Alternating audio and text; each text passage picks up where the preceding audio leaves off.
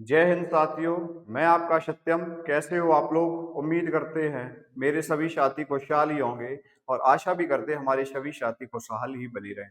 तो आप सभी के लिए हम लेकर आए हैं आज क्लास, बहुत ही शानदार क्लास अपने आप में, यानी कि बचन की। यानी कि हम और भी अध्याय, हमारा एक क्रम चल रहा है अध्याय का, संपूर्ण हिंदी पढ़ाने का। तो उसी क्रम में हम एक शानदार क्लास लेकर के आए हैं बचन की। किसकी? बचन की।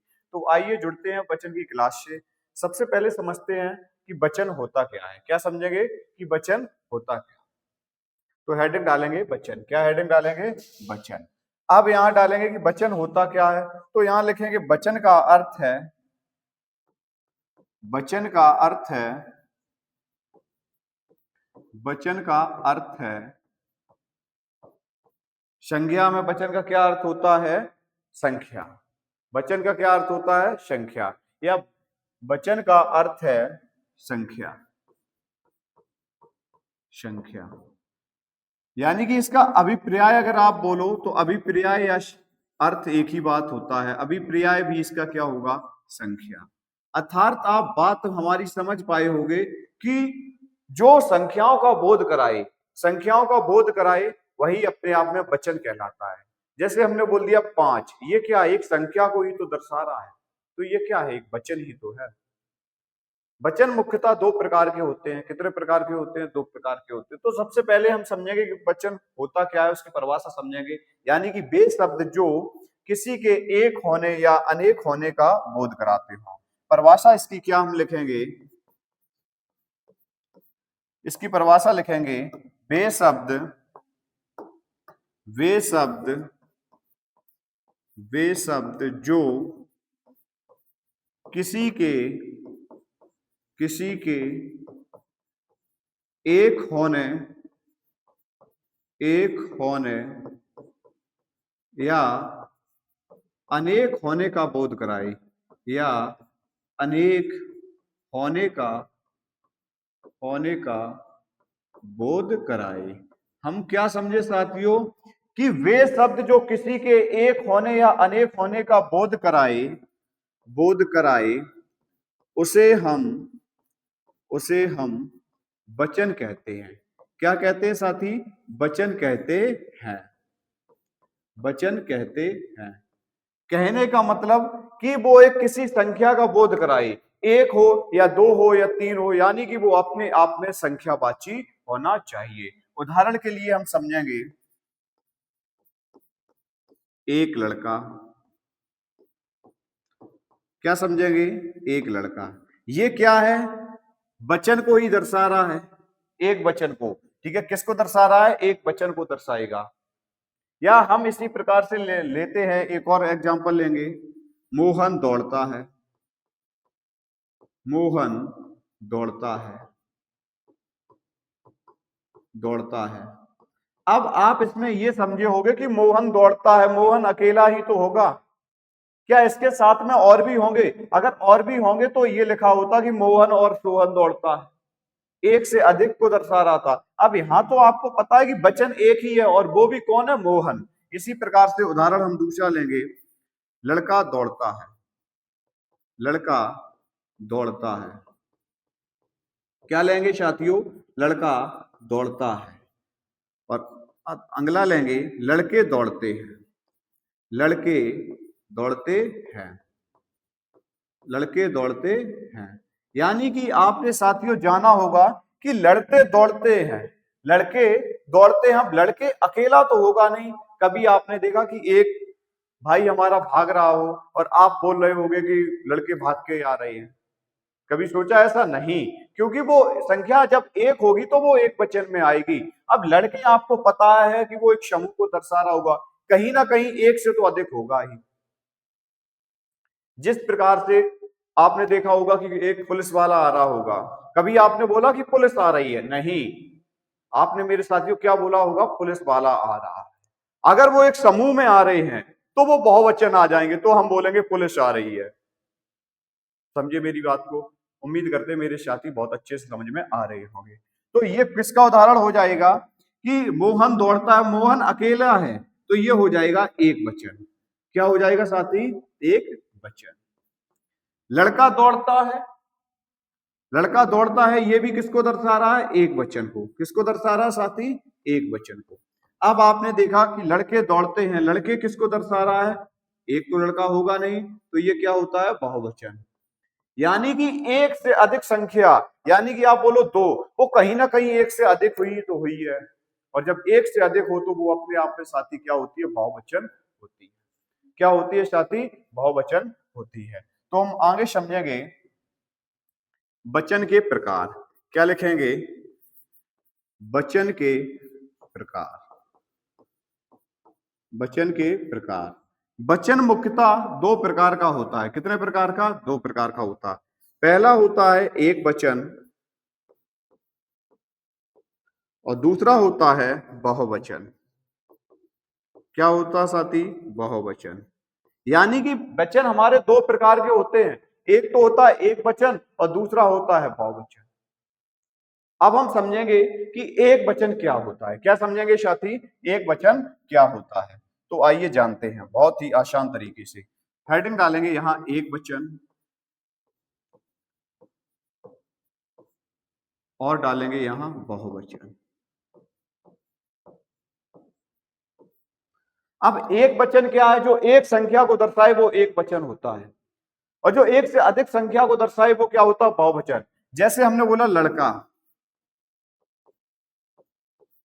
लड़का क्या है? एक वचन है। अब लड़के क्या हो जाएगा? लड़के क्या हो जाएगा? बहुवचन। अब कोई मेरे साथी ये बोलेगा, भैया आपने बताया लड़का तो एक वचन है, लड़के भी बहुवचन है, अब लड़कों क्या हो जाएगा? वो अपने आप में क्रिया का त्रियक रूप होता है। क्या होता है साथी? त्रियक रूप होता है। कौन सा रूप होता है? त्रियक रूप होता है।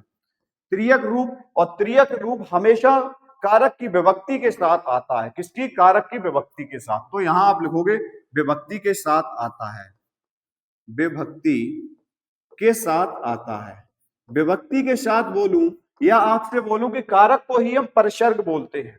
क्या बोलते हैं? त्रियक रूप हमेशा विभक्ति के साथ आता है या फिर परिसर्ग के साथ आता है, कारक को ही हम परिसर्ग बोलते हैं। जैसे हमने बोला था आपको, शब्द लिया था लड़का, लड़के, और यहां क्या हो जाएगा? लड़कों। अब हमने क्या बोला? लड़का, वो एक संख्या को दर्शा रहा है। बहुवचन लड़के, लड़के आ रहे हैं, तो आपने तुरंत समझा कि ये क्या है? बहुवचन। और हमने क्या बोला? आप लड़कों बोल के दिखाओ। लड़कों को अगर बिना विभक्ति के बोलकर दिखाओ, कोई सा उदाहरण आपके पास हो तो बताओ हमें। यानी कि लड़कों जब प्रयोग करोगे तो वो बिना परिसर्ग के आ ही नहीं सकता। त्रियक रूप में हमेशा, त्रियक रूप में मेरे साथी सदैव क्या प्रयोग होता है? विभक्ति चिन्ह यानी कि परिसर्ग प्रयोग होता है। जैसे उदाहरण के लिए हमने बोला पंखा। अब पंखा एक वचन को दर्शा रहा है, पंखे। बहुवचन क्या हो जाएगा साथी? पंखे। और त्रियक रूप क्या हो जाएगा? पंखों। यानी कि पंखा लगा है, एक वचन हो गया। पंखे लगे हैं, बहुवचन हो गया। पंखों को साफ कर दो, यानी कि आपने क्या देखा? जब हमने त्रियक रूप लिया है तो उसमें हमारे साथ में परिसर्ग भी आया। मेरे साथी क्या आया? परिसर्ग। यानी पंखों को उतार दो, पंखों को साफ कर दो, पंखों को लगा दो, पंखों को चला दो। जब त्रियक रूप आए तो हमेशा परिसर्ग का प्रयोग होगा, हमेशा, यानी कि सदैव। ये सार्वभौमिक सत्य है कि जब भी त्रियक रूप मिलेगा तो कारक का विभक्ति चिन्ह वहां आना ही है, निश्चित। समझे? इसी प्रकार से हम लेते हैं शब्द एक साथी मेरे दरवाजा। अब दरवाजे का बहुवचन क्या बन जाएगा? दरवाजे। क्या बन जाएगा साथी? दरवाजे। और त्रियक रूप क्या बन जाएगा? दरवाजों। क्या बन जाएगा साथी? दरवाजों। इसी प्रकार से हम लेंगे एक और शब्द लेंगे, किताब। क्या लेंगे साथी? किताब। किताब का क्या हो जाएगा बहुवचन? किताबें। किताबें। और त्रियक रूप क्या हो जाएगा? किताबों। किताबों। आप देख लो, किताब, यह मेरी किताब है, कहीं परिसर्ग आया? नहीं। किताबें रखी हैं, परिसर्ग आया? नहीं। किताबों को रख दो, ये जो को शब्द आया ना, यही तो अपने आप में कारक है। यही अपने आप में क्या है, कारक है मेरे साथी, क्या है, कारक है। तो उम्मीद करते हैं मेरे साथी त्रियक रूप समझे होंगे। त्रियक रूप वह रूप होता है जो हमेशा कारक की विभक्ति के साथ जुड़ता है, और जब कारक की विभक्ति के साथ जुड़ जाए तो आप तुरंत बता दोगे भैया ये ना एक वचन है ना बहुवचन है, ये अपने आप में त्रियक रूप। कौन सा रूप है मेरे साथी, आपसे बेहतरीन कोई नहीं समझेगा, ये अपने आप में त्रियक रूप है। तो अब हम समझेंगे कि एक वचन क्या होता है। ठीक है, अब हम समझते हैं कि एक वचन की परिभाषा क्या है। आइए समझते हैं साथियों। एक वचन,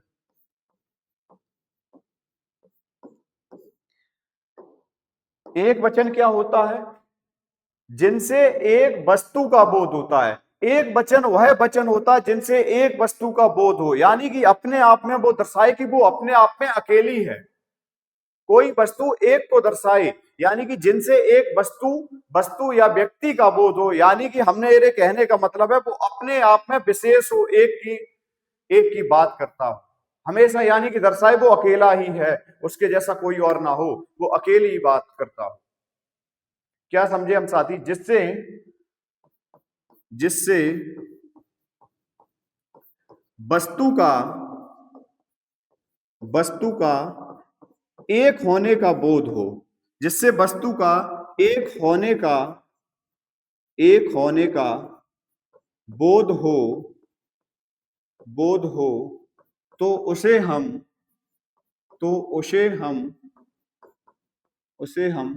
सदैव एक वचन की श्रेणी में रखते हैं। सदैव एक वचन की श्रेणी में रखते हैं। किसकी श्रेणी में रखते हैं साथियों, एक वचन की श्रेणी में रखते हैं, एक वचन की श्रेणी में रखते हैं। यानी कि आप समझे होंगे मेरे साथी कि जिसकी संख्या एक होती है तो वो हमेशा एक वचन की श्रेणी में रखा जाता है। किसकी श्रेणी में रखा जाता है साथियों, एक वचन की श्रेणी में रखा जाता है। हमने क्या बोला, जिससे वस्तु का एक होने का बोध हो तो उसे हम सदैव एक वचन की श्रेणी में रखते हैं। अब एक होने का बोध हो, जैसे उदाहरण के लिए हम समझते हैं, पंखा हो गया, कमल हो गया, पेन हो गया, किताब हो गया, कुर्सी हो गई आदि। यानी कि मेरे साथी आप बहुत अच्छे से समझे कि वो हमेशा एक को ही दर्शाएगा, अपने आप में एक वचन को प्रदर्शित करेगा। जब आप एक वचन को प्रदर्शित करे, यानी कि एक को बात बताए, तो आप समझोगे कि वो हमेशा एक वचन होता है। जिसकी संख्या एक वो एक वचन। बहुत अच्छे से समझे होंगे आप। अब समझते हैं हम इसको कि एक वचन जो सदैव एक वचन की श्रेणी में आने वाले शब्द लिखेंगे यहां। सदैव एक वचन की श्रेणी में, एक वचन की श्रेणी में आने वाले शब्द, एक वचन की श्रेणी में आने वाले शब्द।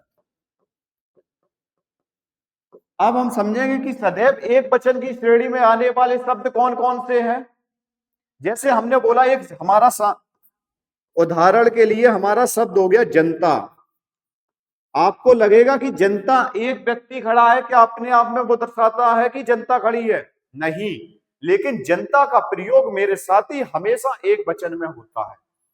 किसमें होता है? एक वचन में। जनता शब्द जहां भी प्रयोग किया जाए तो मेरे साथियों आपको कभी भी कंफ्यूज नहीं होना है, हमेशा आपको यह बताना है कि जनता शब्द जो है वो एक वचन में प्रयोग होता है। किसमें होता है साथी? एक वचन में होता है। जैसे जनता हो गया, सामान हो गया, घी हो गया, तेल हो गया, दूध हो गया। यानी कि आप क्या समझे, जनता हो गया, सामान हो गया, घी हो गया, तेल हो गया, वर्षा हो गई, दूध हो गया, वर्षा हो गई, लोहा हो गया, स्टील हो गया आदि।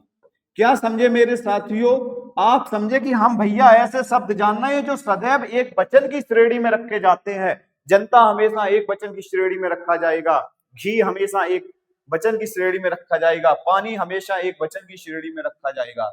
किसमें साथी? एक वचन की श्रेणी में रखा जाएगा। घी हो गया, दही हो गया, ये किसकी श्रेणी में है? एक वचन की ही श्रेणी में तो है। लेकिन हम यहां समझेंगे इंपॉर्टेंट पॉइंट, क्या समझेंगे कि व्यक्तिवाचक संख्या, व्यक्तिवाचक, पदार्थवाचक, पदार्थवाचक को ही मेरे साथियों हम क्या बोलते हैं? द्रव्यवाचक। क्या बोलेंगे? द्रव्यवाचक। और एक और हम बोलेंगे भाववाचक संज्ञा। क्या? भाववाचक। यानी कि हम बहुत अच्छे से समझे कि व्यक्तिवाचक, पदार्थवाचक, भाववाचक, पदार्थवाचक को ही हम द्रव्यवाचक बोलते हैं। इन सभी के उदाहरण सदैव एक वचन में प्रयोग होते हैं। जैसे उदाहरण के लिए व्यक्तिवाचक हमने शब्द लिया, या भाववाचक हमने ले लिया प्रेम। प्रेम शब्द किसमें आएगा मेरे साथियों? प्रेम शब्द हमेशा एक वचन में आएगा। प्रेम आएगा, सत्य आएगा, झूठ आएगा। यानी कि आपने देखो पदार्थवाचक शब्द हमारे कौन से हैं? घी हो गया, तेल हो गया, दूध हो गया, वर्षा हो गई। यानी कि जो नाप तौल वाली वस्तुएं होती हैं वो साथी मेरे किसमें दर्शाई जाती हैं? पदार्थवाचक में। यानी कि कहने का मतलब ये सारे के सारे उदाहरण हमारे एक वचन में प्रयुक्त होने वाले उदाहरण है। अब हम समझेंगे मेरे साथी बहुवचन क्या होता है। क्या समझेंगे कि बहुवचन क्या होता है? क्या समझेंगे साथी? हेडिंग डालेंगे बहुवचन। आइए साथी बहुत ही शानदार तरीके से समझते हैं बहुवचन। क्या समझेंगे साथी? बहुवचन। बहुवचन क्या होता है? आइए साथी समझते हैं। जिनसे एक से अधिक वस्तु या व्यक्ति का बोध हो, जिनमें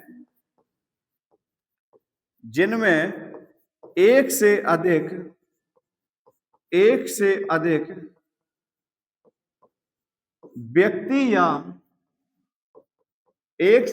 व्यक्ति या वस्तु का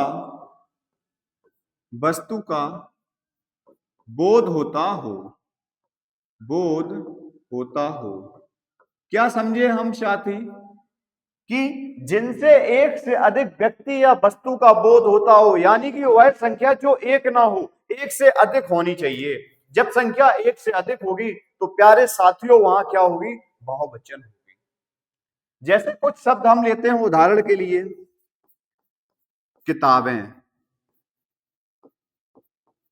किताबें, मेजें, लड़के, घोड़े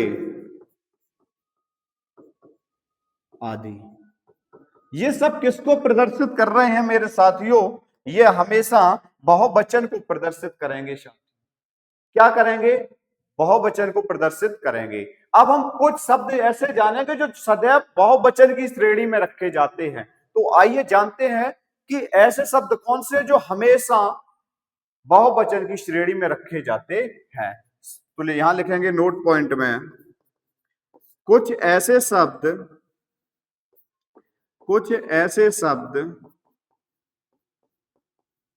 जो सदैव बहुवचन की श्रेणी में रखे जाते हैं। किस में रखे जाते हैं मेरे साथी?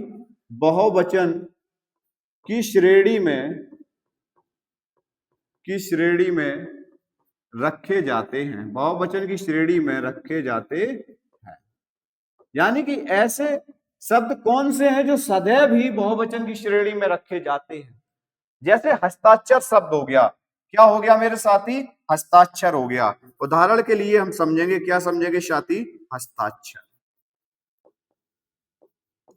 अब हस्ताक्षर बोलोगे कि भैया हस्ताक्षर कैसे बहुवचन हो गया? यानी कि देखिए अक्षरों का एक समूह तभी तो हस्ताक्षर बना है। क्या आपको लगता है हस्ताक्षर एक ही वर्ड से हो जाएगा? नहीं, हस्ताक्षर जिसमें कई समूह का समाकलन हो, अक्षरों के समूह का समाकलन हो, वही तो हस्ताक्षर है। आंसू क्या हो जाएगा साथी? आंसू हो जाएगा। यानी कि हस्ताक्षर हो गया, आंसू हो गया, दर्शन हो गए, प्राण हो गया, नेत्र हो गया, दर्शन हो गया, प्राण हो गया, नेत्र हो गया, क्या समझे हम साथी कि हस्ताक्षर हो गए, आंसू हो गए, दर्शन हो गए, प्राण हो गए, नेत्र हो गए, ये ऐसे शब्द हैं जो हमेशा बहुवचन की श्रेणी में रखे जाते हैं।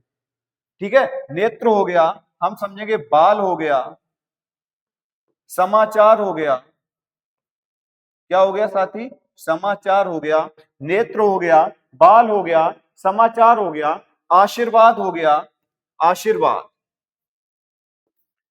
आशीर्वाद। बहुत अच्छे से समझना कि आशीर्वाद भी मेरे साथी वर्तनी की दृष्टि से बहुत सारे लोग गलत लिखते हैं। आशीर्वाद हो गया, भाग हो गया, आदि। यानी कि ये साथियों, ये शब्द हमने आपको वो शब्द बताए जो हमेशा बहुवचन की श्रेणी में प्रयोग किए जाते हैं। क्या समझे साथी, ये ऐसे शब्द थे जो हमेशा बहुवचन की श्रेणी में प्रयोग होने वाले शब्द थे। अब हम आपको बताएंगे कुछ शब्द सदैव एक वचन रूप वाक्य में प्रयोग करते हैं। क्या करते हैं, आइए समझते हैं। कुछ शब्द सदैव, कुछ शब्द सदैव, कुछ शब्द सदैव, क्या समझे साथी, कुछ शब्द सदैव एक वचन रूप वाक्य प्रयोग करते हैं। क्या, कुछ शब्द सदैव एक वचन रूप वाक्य प्रयोग करते हैं, वाक्य प्रयोग करते हैं, प्रयोग करते हैं।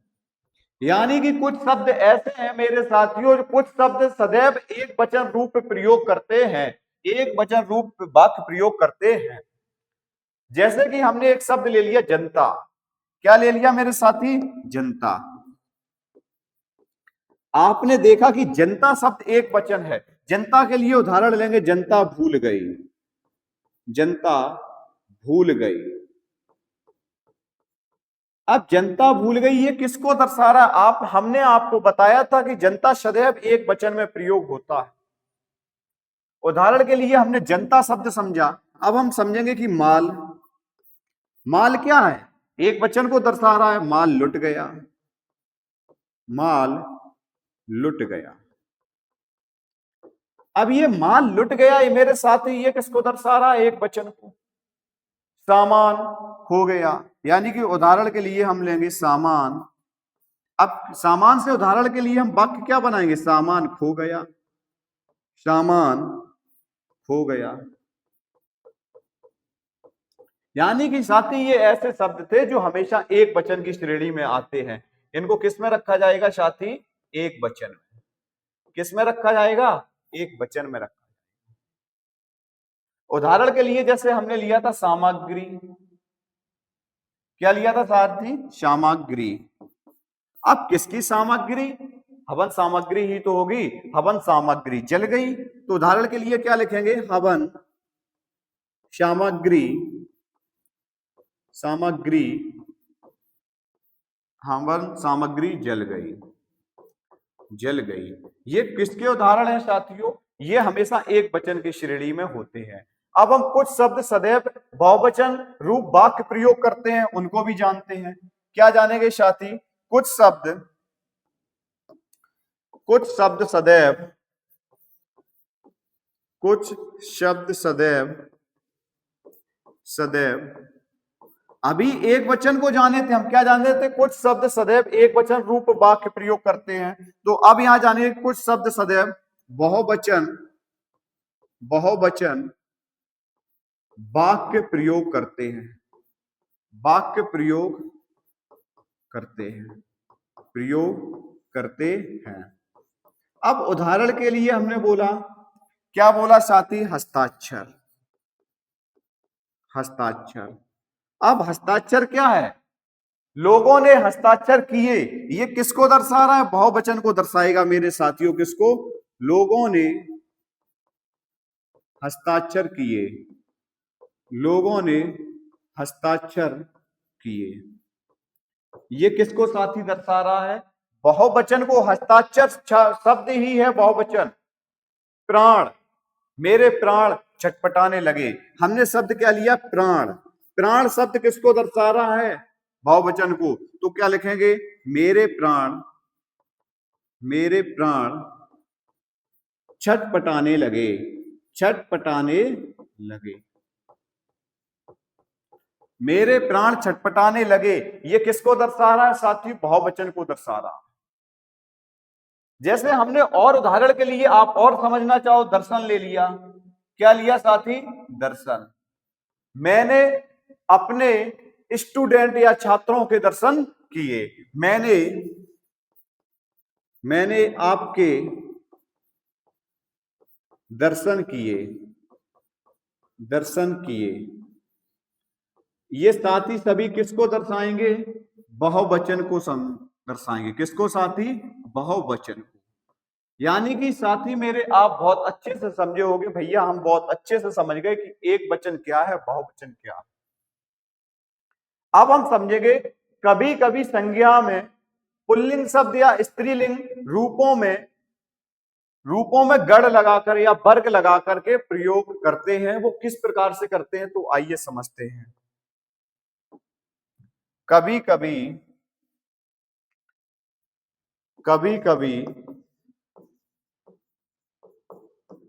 कभी संज्ञा के शब्दों में, संज्ञा के पुल्लिंग एवं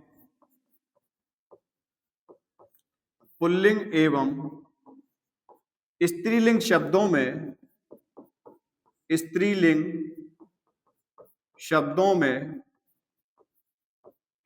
में गढ़ लगाकर, दल लगाकर, वर्ग लगाकर, क्या समझे साथी?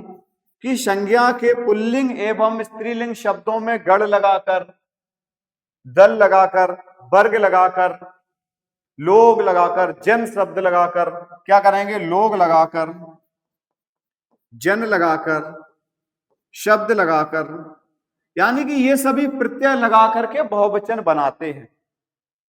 शब्द जोड़कर या इन प्रत्यय को जोड़कर बहुवचन बनाते हैं। शब्द जोड़कर बहुवचन बनाते हैं। क्या बनाते हैं साथी? बहुवचन बनाते हैं। अब किस प्रकार से बनाते हैं साथियों, समझते हैं अच्छे से। जैसे हमने बोल दिया, गढ़ शब्द ले लिया हमने। कौन सा ले लिया? गढ़ शब्द ले लिया। अब गढ़ शब्द से बहुवचन कैसे बनेगा? जैसे अध्यापक गढ़, अध्यापक। अब ये अध्यापक एक वचन को दर्शा रहा है, लेकिन हम इसको बहुवचन यानी कि गढ़ लगा करके बहुवचन संज्ञा के शब्द को कैसे कर देंगे? अध्यापक गढ़। ये एक विशेष वर्ग को दर्शाएगा। किसको? विशेष वर्ग को। जैसे छात्रगण, छात्रगण। ये साथी हम किस प्रकार से बताएंगे? गढ़ लगा करके करेंगे। जैसे अध्यापक गढ़ हो गया, छात्रगण हो गया, लेखक गढ़ हो गया। क्या हो गया साथी? लेखक गढ़, लेखक गढ़। यानी कि हम कुछ अलग विशेष प्रत्यय लगा करके बहुवचन में परिवर्तित करते हैं। जैसे हमने वर्ग बोल दिया, तो यहां क्या करेंगे? छात्र वर्ग कर लेंगे हम। छात्र वर्ग हो गया, जंतु वर्ग हो गया। क्या हुआ साथी? छात्र वर्ग हो गया, जंतु वर्ग हो गया हमारा, शिक्षक वर्ग हो गया, शिक्षक वर्ग हो गया। इसी प्रकार से मेरे साथियों यहां हम लोग लगा करके परिवर्तित कर देंगे। ये लोग लगा करके कैसे पुल्लिंग और स्त्रीलिंग से बहुवचन में करेंगे? जैसे हमने बोल दिया अमीर लोग।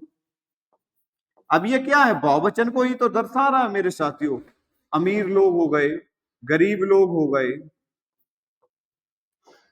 क्या दर्शाए साथी? अमीर लोग हो गए, गरीब लोग हो गए, या नेता लोग हो गए, कुछ भी, नेता लोग हो गए।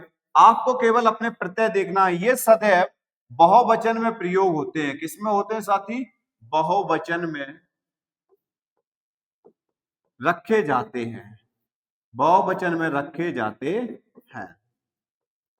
अब हम बहुत अच्छे से समझेंगे कि आदर्श सूचक शब्द जो होते हैं, आदर्श सूचक शब्द यानी कि आदर्श सम्मानजनक आदरणीय व्यक्ति होते हैं, वो हमेशा बहुवचन की श्रेणी में रखे जाते हैं। क्या समझेंगे साथी? आइए समझते हैं बहुत अच्छे से।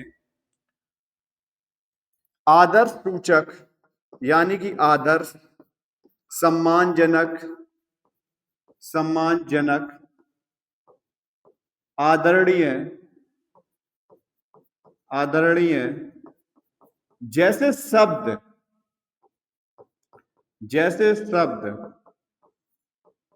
सदैव सदैव बहुवचन की श्रेणी में रखे जाते हैं। किसकी श्रेणी में साथी?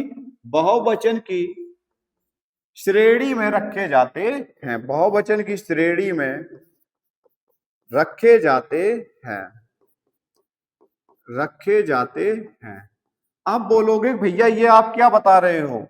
तो मैंने बताया कि ऐसे शब्द जो सम्मानजनक हो, आदरणीय हो, जैसे मेरे पिताजी, क्या बोलेंगे साथी? साधु आ रहे हैं। हमने क्या बोला? उदाहरण के लिए यहां बोला साथी साधु आ रहे हैं। साधु आ रहे हैं। अब आपने देखा कि साधु एक सम्मानजनक शब्द है। जहां पर सम्मानजनक, आदर्श, आदरणीय जैसे शब्द आ जाएं मेरे साथियों, वहां पर सदैव बहुवचन प्रयोग होता है। क्या होता है? बहुवचन होता है। आदरणीय जैसे शब्द लग जाएं तो वहां पर क्या होता है? बहुवचन शब्द होता है। उदाहरण के लिए हम समझेंगे और उदाहरण लेंगे। आदरणीय लोग आ रहे हैं। आदरणीय लोग आ रहे हैं।